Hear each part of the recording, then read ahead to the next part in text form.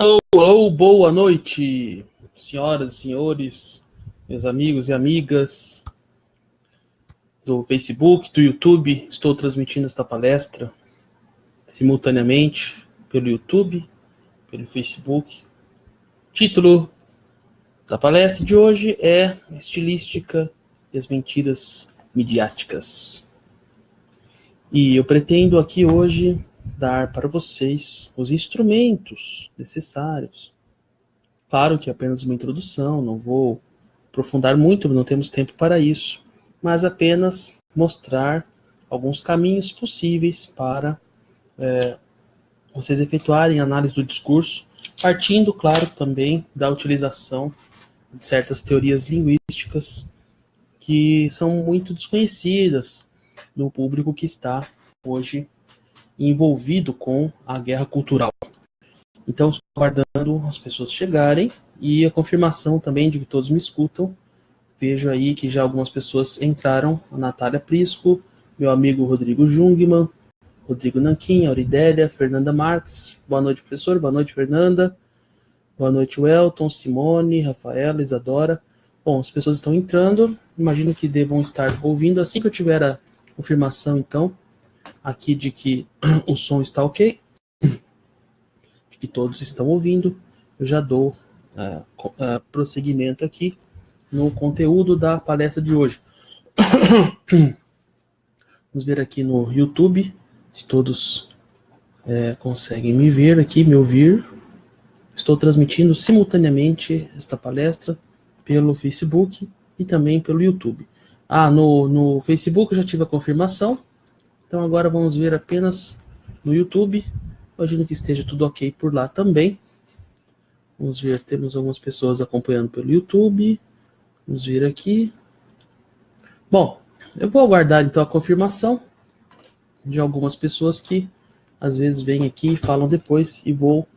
sim, confirmaram no YouTube também. Então vamos oficialmente agora dar então início à palestra um pouquinho antes da hora, né? Mas eu já vou inclusive indicar para vocês que nossas aulas não serão mais exclusivamente à noite. Teremos aulas durante o dia também, tá? Então, as pessoas já confirmaram aí. Muito obrigado pela confirmação. Em primeiro lugar, é um prazer ter a presença de vocês aqui, acompanhando essa palestra, né? Tem aí um público que sempre está comigo e sou muito honrado da presença de vocês, tá? E eu pediria um favor para vocês, um último favor, que vocês compartilhassem esta transmissão para que outras pessoas possam ter acesso a este conteúdo. Vou falar de algumas coisas bem interessantes aqui hoje, né? Que tenho certeza será de benefício para todos. Muito bem. Então, para quem não sabe, esta é uma palestra que já estava programada há um mês atrás. São 3 palestras sobre o tema da guerra semântica, que é um dos meus cursos, né? Eu tenho curso de música, seminário de música e o curso de guerra semântica. Então, esta palestra aqui é aberta, gratuita, para as pessoas que me perguntam como é o curso de guerra semântica, que tipo de análise nós fazemos lá, né? E então, isso aqui é uma espécie de introdução. Eu gosto de usar uma palavra que é meio complexa para isso, que são os prolegômenos, né? Mas às vezes eu falo de prolegômenos, as pessoas ficam dando risada aí da minha cara. Mas você sabe que Kant, por exemplo, ele tem uma obra chamada Prolegômenos a toda a metafísica futura, né? Ou seja, uma introdução a possíveis discussões metafísicas, enfim. Muito bem. Então, os prolegômenos não passam de introduções. Alguns sempre me perguntam, mas você é maestro, você tem formação em música, tem trabalho com música, por que você também fala de linguística? Por que você fala de estudos da linguagem? Bom, eu sempre conto esta trajetória minha, intelectual, acadêmica, porque ela realmente, às vezes, pode ser de interesse de muitos, uma vez que eu sempre falo também nas minhas palestras, né?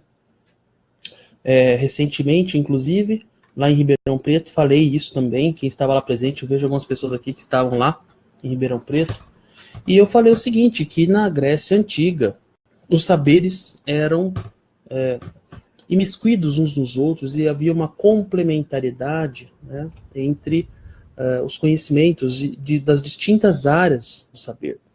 E hoje que nós vivemos uma hiperespecialização do conhecimento. E isso acaba gerando uma certa esquizofrenia coletiva. Porque, assim, a maneira que nós temos de compreender um fenômeno da realidade, a maneira que nós temos para compreender algo que nos afeta e que não é de simples compreensão, como, por exemplo, o discurso midiático, isso demanda uma série de conhecimentos, uma série de saberes. Inclusive, precisamos ter a capacidade de formalização. Portanto, nós precisamos, para isso, de uma série de pré-requisitos, uma série de conhecimentos necessários para desenvolvermos uma visão mais ampla da realidade. Não é possível fazer análise do discurso sem uma ampla visão de mundo. Vocês estão entendendo? Ou seja, eu estou aqui explicando para vocês que eu tenho uma metodologia para fazer análise do discurso, para ler os textos produzidos, para ler o que está nas linhas, nas entrelinhas. Para ler um texto, nós não apenas lemos o que está escrito. Nós lemos o que está escrito e lemos também, principalmente, o que não está escrito. As ações e as omissões, as inserções e as exclusões, as publicações e as edições. Inclusive, já adianto, este não é nem o tema do seminário de hoje, mas adianto a vocês que existe uma teoria linguística muito interessante também, eu vou apresentá-la no curso Guerra Semântica, que é a teoria genética ou crítica genética. Essa teoria, inclusive, deixa eu só mandar um abraço para o meu amigo, meu irmão, meu amigo Marcos Monteiro, lá de Corbélia, no Paraná, e que morou comigo muitos anos, né, em casa, enfim, então tenho um carinho especial por ele, um grande abraço. Mas, enfim, eu estou falando o seguinte, que para fazer a análise do discurso, para nós analisarmos a fundo o que está acontecendo, nós precisamos conhecer vários campos do conhecimento. Enfim, temos que ter trânsito por várias disciplinas, né? Eu diria, fundamentalmente, conhecer filosofia, psicologia, antropologia, história, linguística. E eu falava sobre a teoria genética, ou crítica genética. A crítica genética é uma teoria que analisa não apenas o texto pronto, mas também o processo de criação do texto. Então, há muitos escritores, como, por exemplo, Michel de Montaigne, que eu analisei na minha tese de doutorado, que praticavam o seguinte procedimento. Faziam seus textos, depois reviam. Muitos escritores trabalham assim, e eles faziam correções, modificações, inserções, de modo que, muitas vezes, um texto publicado é já uma reedição, uma reelaboração de um texto anterior.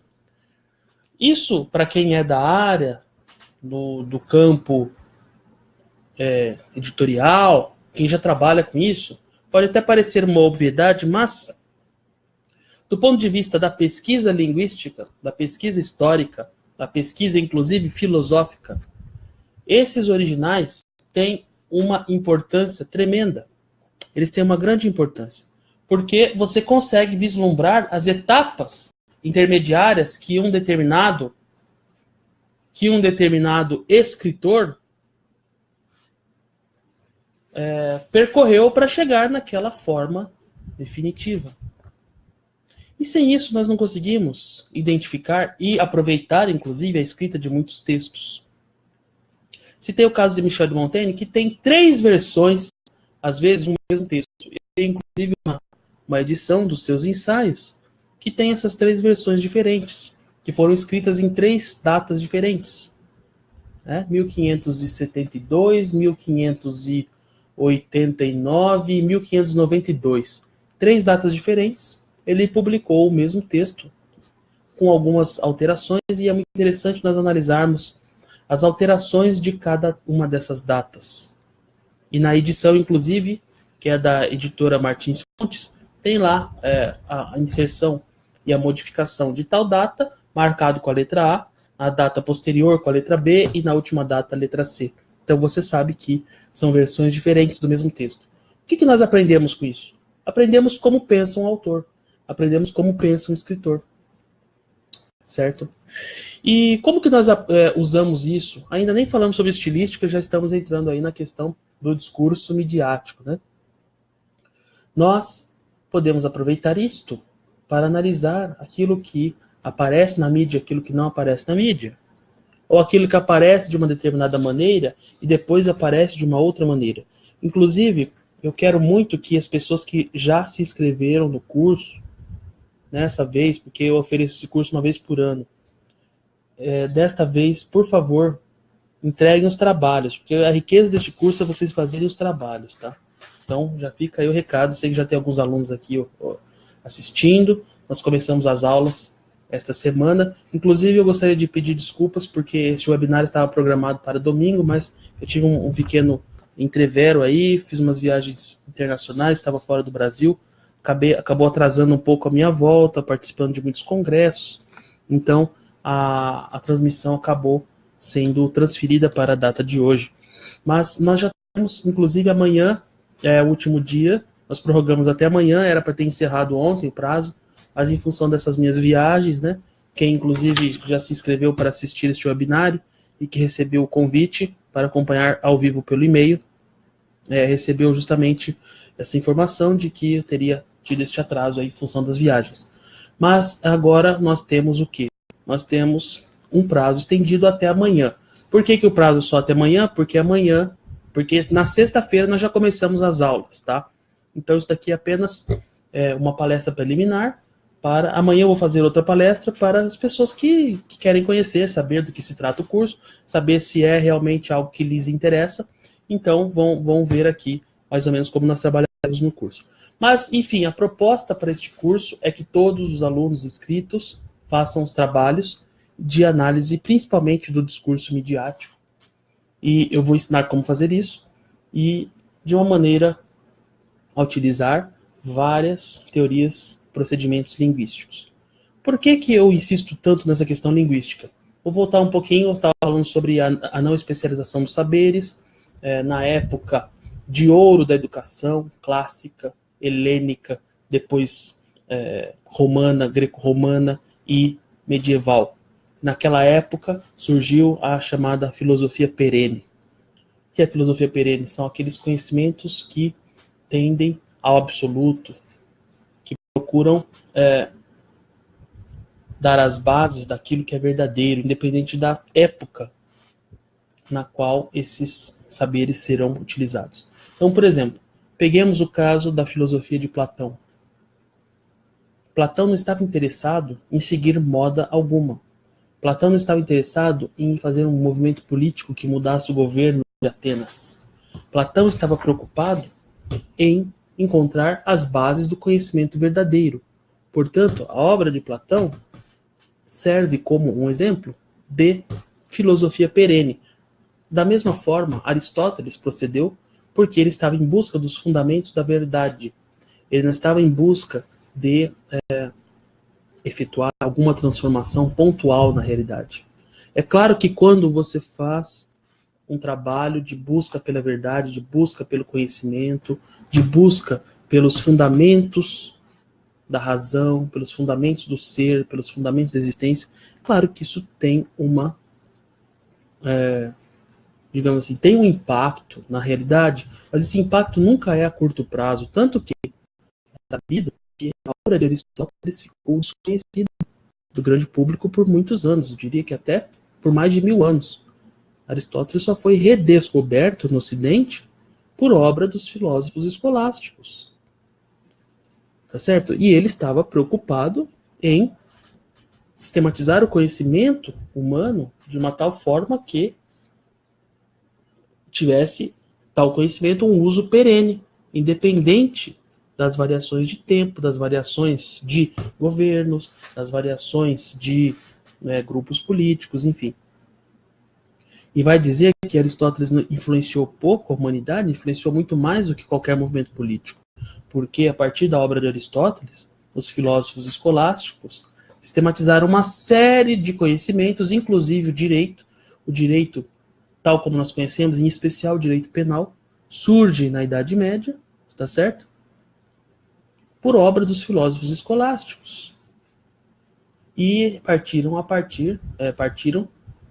essa sistematização partiu dos saberes aristotélicos que chegaram através dos mosteiros, dos monges, anteriormente dos discípulos de Aristóteles, até o conhecimento dos juristas medievais. E se nós temos hoje um arcabouço jurídico, tudo bem que hoje nós vivemos uma guerra cultural que visa a destruição de todos os pilares da civilização, em especial da civilização ocidental.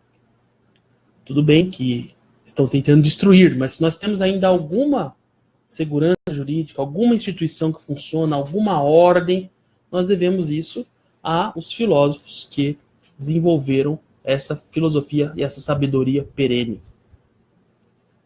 Não apenas Platão e Aristóteles, mas temos também Santo Agostinho, Santo Tomás de Aquino, São Bernardo de Claraval, muitos filósofos que estavam em busca desses conhecimentos que se mantêm no tempo, independente das variações e dos sabores das épocas. Muito bem. Esses conhecimentos, então, ficaram, depois da modernidade, os saberes perenes, e inclusive o sistema de ensino medieval, trivium e quadrivium, vocês já devem ter ouvido falar. Eu vejo que muitas pessoas estão chegando agora, então para quem chegou agora, eu vou só dar um recado aqui e fazer o pedido de que vocês compartilhem esta live, né, para que outras pessoas possam ter acesso a este material. Eu quero que muitas pessoas, mesmo quem não vai fazer o curso, né, porque eu estava explicando que esta aqui é uma palestra preliminar, eu vou trabalhar mais ou menos assim durante o curso Guerra Semântica, só que voltado para análises mais práticas de textos da mídia, de textos produzidos em situações concretas ou do cotidiano, e nós temos toda uma agenda para tratar neste curso, tá? Então compartilhem essa live aí.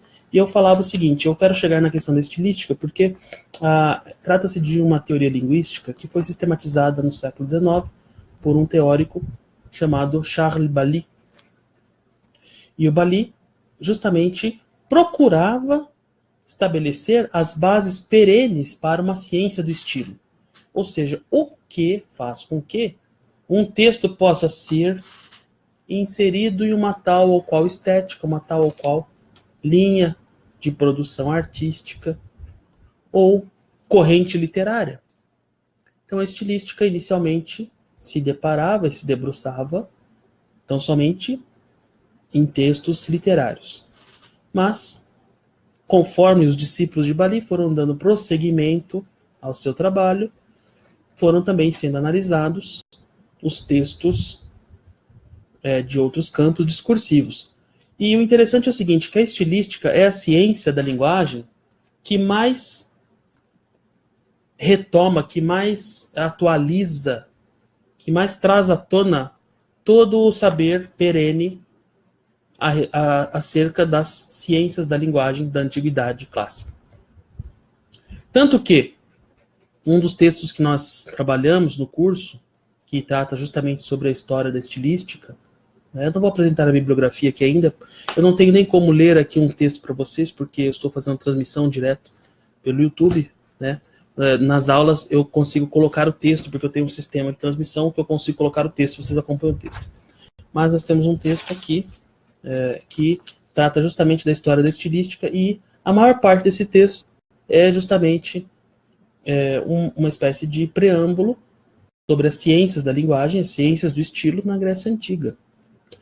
E os gregos tinham uma grande preocupação com o estudo do estilo, porque para eles era central a questão do logos.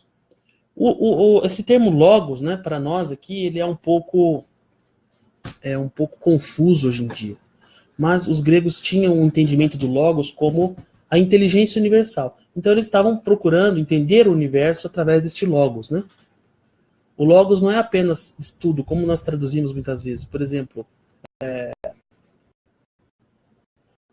biologia, né? Biologia. Bios, vem do grego bios, vida, logia, estudo. Não é apenas o estudo, mas um conhecimento aprofundado acerca da realidade.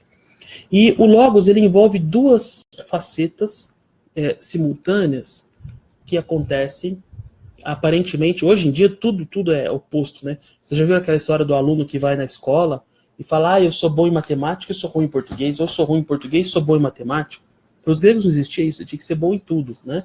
E matemática e português tinham uma relação intrínseca e inseparável, tá certo? Então, todos tinham que conhecer. Mas por quê? Porque os gregos entendiam o logos como, justamente, as ciências da expressão somadas às ciências do número, ou as ciências de contar, que a gente chamava, né? O que significa contar? Claro que tem a ver com a matemática, mas significa você quantificar a realidade, você estudar a realidade. Por isso que a matemática tem a ver com isso. Por isso que a astronomia tem a ver com isso. Por isso que a geometria estava inserida nesses estudos. E por isso que na Idade Média, quadrivium, nós tínhamos o quê? Nós tínhamos justamente um ensino baseado na matemática, na geometria, na cosmologia ou astronomia e na música. E aí eu já respondo aquela pergunta que sempre me fazem: por que eu tenho a formação em música e trabalho também com linguística? Bom, eu fiz um mestrado, um doutorado, né, em estudos da linguagem, e por isso também que eu criei o curso Guerra Semântica. Aliás, eu nem coloquei ainda aqui o endereço do curso para vocês, que eu estou falando aqui sobre o curso hoje, né? E justamente a música tem instrumentos de análise do discurso que são muito próximos dessas teorias linguísticas, que inclusive os gregos tinham um domínio muito grande desses instrumentos, né, de análise do discurso, porque eles não consideravam o saber de uma maneira separada e desligada como hoje, né, muitos fazem, por uma influência aí da modernidade, né, por uma influência das universidades que se desvirtuaram. Então, nós temos na estilística uma espécie de resgate dessa tradição grega do estudo do logos. Então, como que isso se dá na estilística? Se dá da seguinte maneira: além da análise do encadeamento verbal, sintático, filosófico, existencial, que todo texto literário ou filosófico ou de qualquer outro campo do conhecimento possui, a estilística também lida com instrumentos mais precisos, mais pontuais. Por exemplo, a quantificação e a análise das recorrências de termos e de inputs linguísticos. Por exemplo, uma redação de vestibular, ou se você for analisar como corpus, né, antes só fazendo a ressalva de que o que vem a ser um corpus? Um corpus é justamente um corpo de textos ou de objetos a serem pesquisados. Então, nós podemos, por exemplo, selecionar 500 redações de vestibular para analisar do ponto de vista da estilística, dos estudos da análise discursiva ou da crítica genética, tá certo? Apesar de que eu acho um desperdício, né, estudar redações de vestibular do ponto de vista da crítica genética, porque não se aproveitaria muito, a não ser para demonstrar as patologias mentais que hoje são muito graves. Aliás, é até interessante eu ter tocado no assunto das patologias, porque as patologias, existe um ramo dos estudos linguísticos chamado patologia linguística, que estuda justamente a incapacidade, a dificuldade que as pessoas têm de fazerem uso de suas habilidades linguísticas, tá certo? Então, pessoas que têm dificuldades, por exemplo, para se alfabetizar, para escrever frases, para concordar frases. Então, quer dizer, 100% dos alunos hoje, praticamente, vamos colocar 99% dos alunos das escolas públicas brasileiras estão na categoria da patologia linguística, certo? Porque se você pegar um texto produzido por um aluno de uma escola hoje, uma escola pública, é absolutamente aterrador, não sabe escrever, sabe escrever um texto simples, não tem concordância verbal, não tem concordância nominal, a frase não faz sentido, né? A frase não faz o menor sentido. E existe também uma outra teoria linguística com a qual nós trabalhamos no curso, que é a linguística textual. Aliás, eu estou muito feliz da vida porque eu conheci a universidade onde surgiu essa teoria, lá em Viena. Recentemente, semana passada, eu estava em Viena, na Áustria, e fui lá na Universidade de Viena e vi o lugar onde um teórico chamado Dominique Peaugrand desenvolveu essa teoria da linguística textual, para a qual, inclusive, um texto só faz sentido na medida em que ele consegue estabelecer e criar um contexto mental.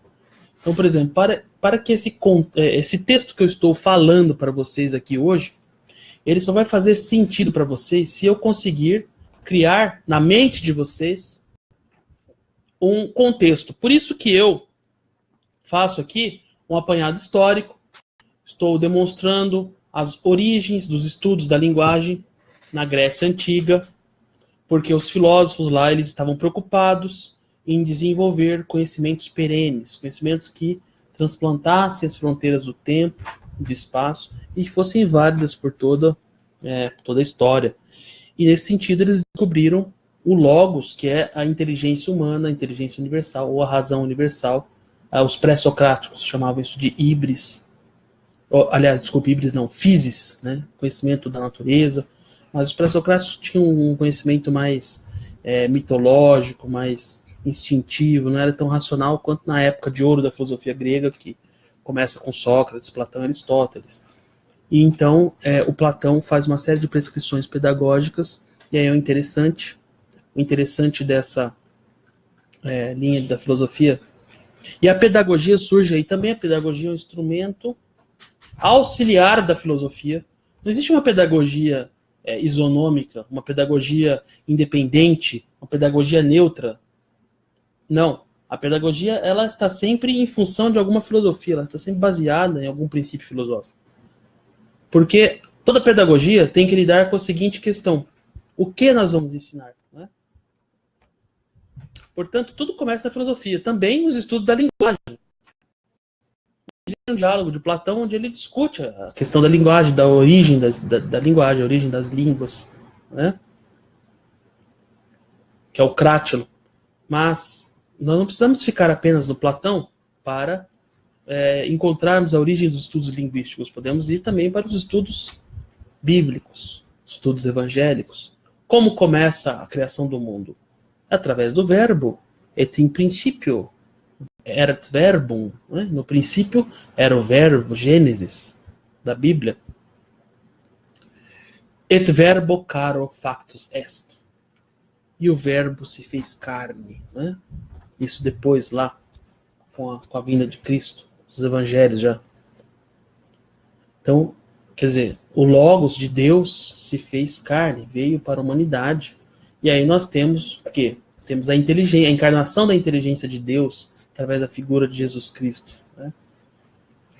Então vocês vejam que a linguagem ela tem sempre um papel de organização da existência.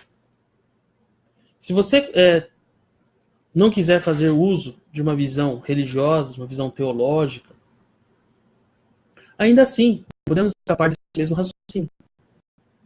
Portanto, a linguística é essa ciência que estuda a forma como a linguagem organiza a realidade, organiza nosso pensamento, organiza a nossa compreensão do mundo. Então, a estilística, como eu dizia, é também uma das teorias linguísticas que retoma esses saberes da Grécia Antiga e, com isso, nós temos um instrumento muito preciso. Quer dizer, muito preciso não é porque não se trata de uma ciência exata, né?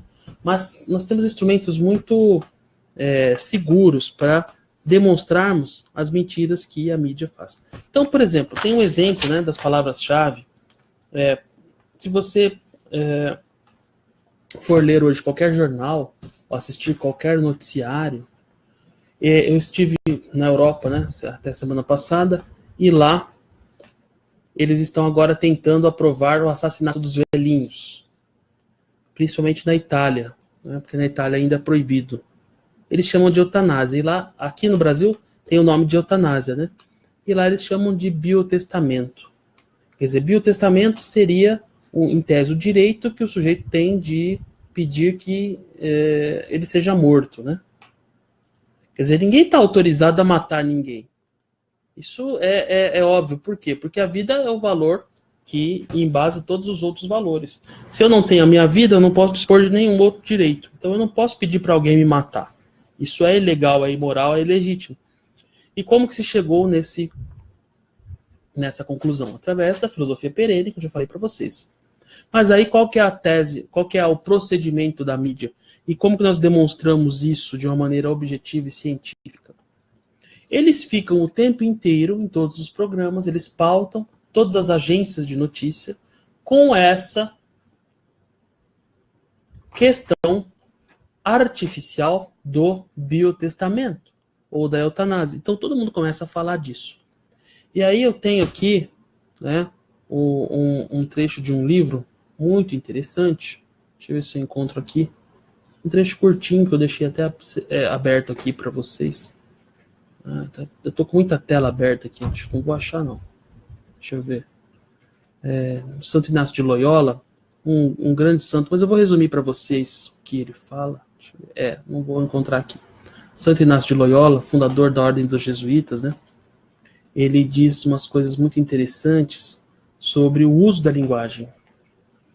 E ele fala o seguinte, que nós temos que cuidar muito do que nós falamos. Claro que a preocupação dele era com a alma, com a salvação das almas. Então ele dizia, por exemplo, nós temos que nos preocupar com aquilo que nós fazemos, com aquilo que nós pensamos e com aquilo que nós falamos. Porque quando nós fazemos algo, é óbvio que há consequências para nós e para os outros. As consequências podem ser negativas para ambos. Quando nós pensamos, isso tem uma consequência, obviamente, para nós, porque os pensamentos levam às ações. Mas quando nós falamos, isso tem um poder tremendo. A fala, o verbo, como eu disse, como eu procurei demonstrar. É claro que é muita coisa que eu estou falando aqui em pouco tempo. Não se preocupem, no curso a gente vai com mais calma, né? A gente desenvolve esses temas com mais profundidade, temos mais tempo. Mas eu estou aqui apenas mostrando para vocês qual é mais ou menos o nosso proceder, a nossa metodologia de trabalho.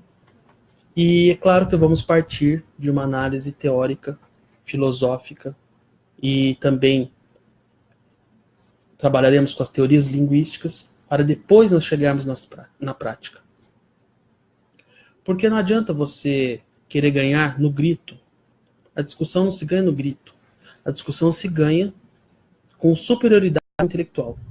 E para nós termos a superioridade intelectual, qualquer campo do conhecimento, qualquer campo da ação humana, é óbvio, temos que ter um estudo, temos que ter um preparo, temos que ter a capacidade de adentrar profundamente no discurso que vamos analisar. E para isso temos que ter instrumentos o mais amplos possível, né? Instrumentos muito amplos. E é por isso que eu montei este curso, porque eu vejo que muitas pessoas estão perdidas, não sabem como analisar a própria situação existencial, porque não adianta, muitas pessoas querem, por exemplo, fazer guerra cultural, ou querem com muita justiça, é muito compreensível que as pessoas estejam cansadas, estejam indignadas, mas é preciso estudar muito. E eu acho que eu tenho certeza absoluta que esses instrumentos da linguística podem ser usados a favor das pessoas. Porque o pessoal, eu conheci muitos teóricos de esquerda, né, inclusive de grande calibre, lá da França. Eles usam justamente essas teorias linguísticas para criar esses enigmas, essas imprecisões e também essas pegadinhas, essas verdadeiras ciladas, né, que muitos caem aí o tempo todo.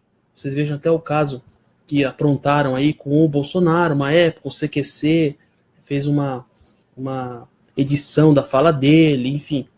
E muitas pessoas alertaram que como proceder com esse tipo de situação, e agora ele está bem mais antenado, né, está evitando essas ciladas. Mas esse pessoal de esquerda, esse pessoal que está aí hegemonicamente dominando todas as instituições culturais há décadas no Brasil e no mundo, eles usam isso o tempo inteiro, eles têm conhecimentos, eles têm verbas, inclusive, para fazer pesquisas nesse sentido. A última palestra que eu fiz aqui foi sobre a análise do discurso de língua francesa.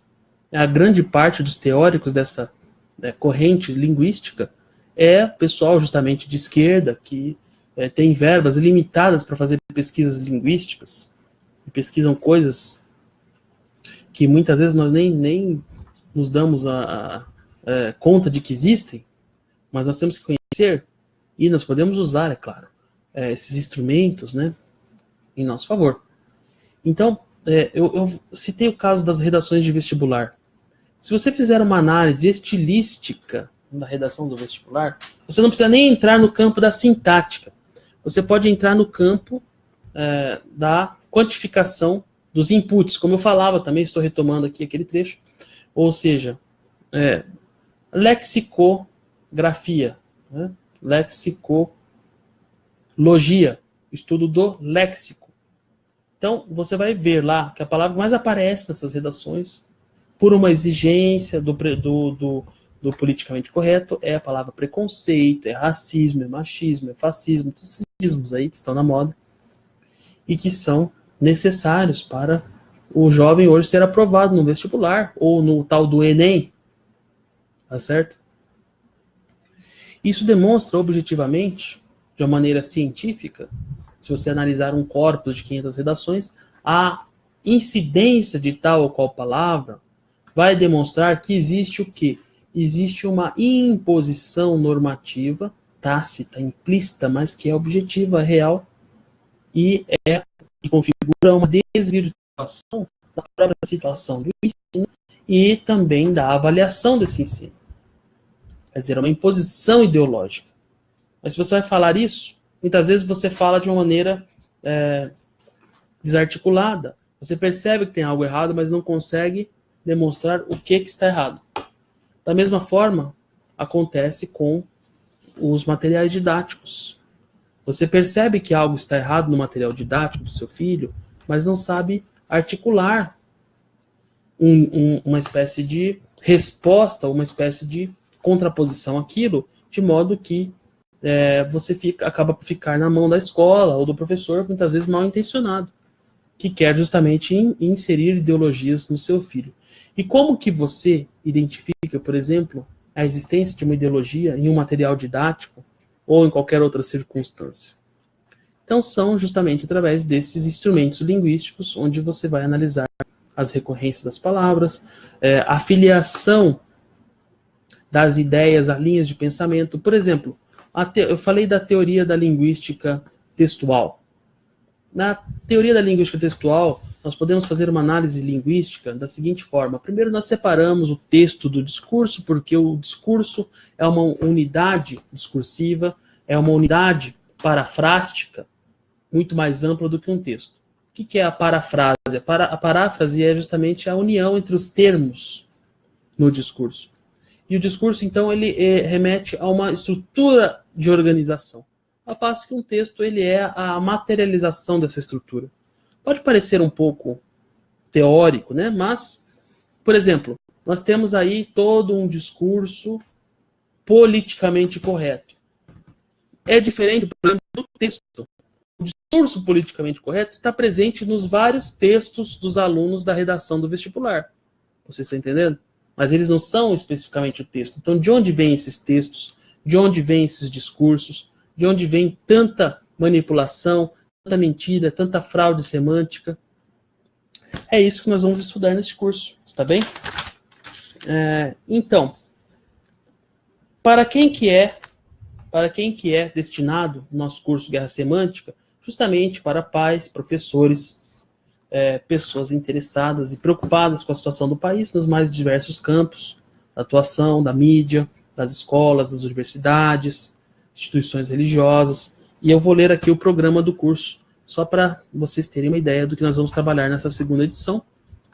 E lembrando também que temos até amanhã para inscrição. Amanhã encerra o prazo definitivo, porque nós começamos o curso já na sexta-feira. Muito bem? Então nós temos aqui, Nesta segunda edição do curso Guerra Semântica, nós vamos trabalhar na primeira aula a questão da blindagem semântica, pois existe essa blindagem nas massas para impedi-las de chegar ao verdadeiro núcleo dos significados. Então, podemos e devemos furar esses bloqueios e criar nossos próprios métodos para atingir tais objetivos, a começar pela desmistificação de palavras gatilho. Quando, por exemplo, eu falei lá do fascismo, do machismo, que os adolescentes são obrigados a usar nas redações. Então, isso demonstra uma ideologia por trás, demonstra todo esse procedimento da blindagem semântica. Nós vamos discutir isso com mais profundidade nessa primeira aula, que é agora já sexta-feira. Na segunda aula, vamos tratar do tema ciência e autoridade, pois a função atual da ciência na sociedade consiste em estabelecer uma autoridade inquestionável, e aí, justamente, isso é o oposto da ciência. Ou seja, chega um cientista lá num programa de TV hoje, um intelectual badalado, o que o cara fala não se discute, não se pode questionar, mas isso nunca foi ciência, nem para Platão, nem para Aristóteles, nem para ninguém. Ciência é o quê? É uma arte de discutir hipóteses, discutir teses. Nunca podemos confiar cegamente em uma única fonte, por melhor que ela seja. Então vamos discutir isso, certo? E essa questão da autoridade da ciência hoje, ela é justamente colocada para que uma visão de mundo aceitável seja a única aceitável, certo? Quer dizer, se você sai um pouco, você está contra a autoridade da ciência, se você sai dessa visão de mundo, e eles usam, claro, a ciência para se contrapor à religião, principalmente a religião cristã. Então, por aí vocês veem, né? Essa aula vai ser muito interessante, porque temos materiais muito, muito profundos sobre isso. Na terceira aula, vamos discutir a questão da pseudo-arte, como separar o joio do trigo, né? Vocês viram que nós tivemos essas exposições repletas de charlatanismo, né? Chamando-se exposições de arte, os artistas também se autodenominando como tal, sendo que não passam de propagadores também de ideologia. Então, eu digo que a manipulação semântica das obras prosaicas que visam afastar as pessoas da arte tem uma estreita relação com o procedimento de especulação financeira, que tanto mais acontecem quanto menos são desvendados pelo grande público. Ou seja, essa questão da pseudo-arte também tem muito de especulação financeira. Muito, muito. Elevam nas alturas esses vagabundos, né? Esses pseudo-artistas, pessoas sem talento, que não servem nem para cortar cana, para que depois o preço dessas obras esteja lá em cima e quem comprou inicialmente, quando o sujeito era um desconhecido, lucre milhões com a venda dessas porcarias, né? Tem isso também, claro que eles querem ideologias para destruir a sociedade. Então esse é o tema da terceira aula. Na quarta aula vamos trabalhar com a análise de livros didáticos, tá certo? Que é muito importante, esse tema muito atual, muitos pais preocupados com isso. E, inclusive os pais que quiserem fazer as análises e me enviar, eu vou corrigir os trabalhos com muita alegria, com muita satisfação, né? Eu estou, inclusive, agora como parecerista do Ministério da Educação nessa área de livros didáticos e tenho bastante coisa para passar aí para os pais. Muito bem, aí na quinta aula, fraude semântica no uso das tecnologias. As tecnologias hoje em dia estão cada vez mais influenciando a forma de pensar das pessoas. Isso é uma grande cilada também para impedir as pessoas de pensar e de praticar um certo esforço mental, certo? Vamos discutir isso, como isso se dá do ponto de vista semântico, da compreensão da realidade e da linguagem. A sétima aula, fraude semântica na história. E essa aula aqui, eu acho que vou ter que dividir em duas. Isso vai ter que ser uma aula muito grande, né? Vai ser uma aula comprida pra caramba, porque nós vamos discutir vários processos históricos, vários acontecimentos, várias versões da história. Vamos compará-las para que vocês compreendam como é construída essa semântica histórica. Muitos dizem que a história é contada pelos vencedores. De fato, mas como eles fazem isso? Através de ocultações, de manipulações, distorções semânticas, são justamente a matéria-prima para a construção dessa narrativa, muitas vezes ilusória. A narrativa da história do Brasil, vocês imaginam, o quanto de fraudes e manipulações que há nela.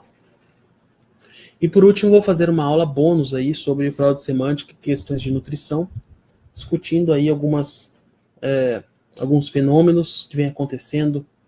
Vou apresentar mais dados mesmo para as pessoas refletirem sobre justamente a diminuição de certas dosagens de hormônios e também de elementos químicos que têm influenciado no desenvolvimento ou não desenvolvimento da inteligência das pessoas, tá certo?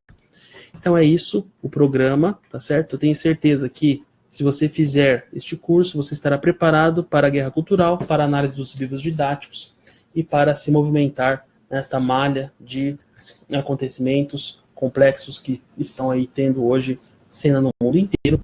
Você não será enganado pelos distintos fraudadores e manipuladores da linguagem, tá certo?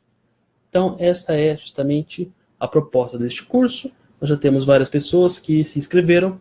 E se você gostou aí do que eu apresentei, é claro que tudo foi muito resumido. Eu apresentei apenas um panorama geral de como trabalharemos nas aulas, quais as teorias que utilizaremos. Por favor, divulguem aí para as pessoas, se vocês quiserem fazer a inscrição no curso também. Até amanhã, neste endereço aqui.